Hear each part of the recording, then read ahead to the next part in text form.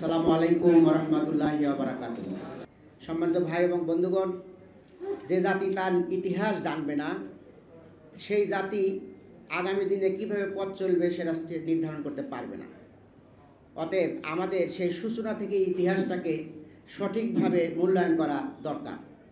আমাদের ভাবতেও অবাক লাগে যে একটি জাতি এতবার রক্ত দেওয়ার মাধ্যমে যখন একটি নতুন বাংলাদেশ পেল, তারপরেও যারা আমাদের সেই ইতিহাসকে বিকৃত করেছে বিগত 53 বছরে ধারাবাহিকতায় বিভিন্ন সময়ে, এখনও তাদের সেই ইতিহাস বিকৃতি অবিরাম গতিতে চলছে।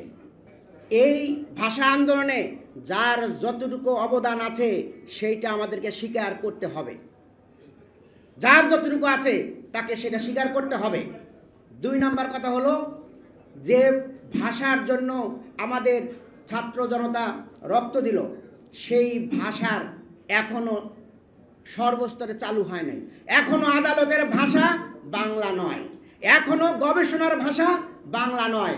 আমরা আজকের এই সেমিনার থেকে দাবি করব, আগামী দিনের আমাদের সকল স্তরে যেন বাংলা চালু করা হয় এবং গবেষণার পথকে উন্মুক্ত করা হয় এবং জাতিকে সঠিক পথ দেখানোর জন্য সঠিকভাবে বাংলার প্রচলন করা হয়।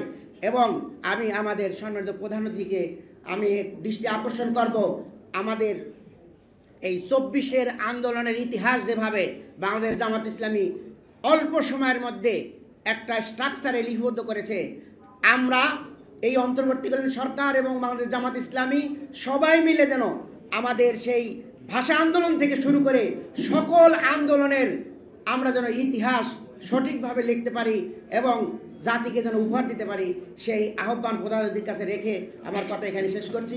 আল্লাহ হাফেজ। আসসালামু আলাইকুম ওয়া রাহমাতুল্লাহ।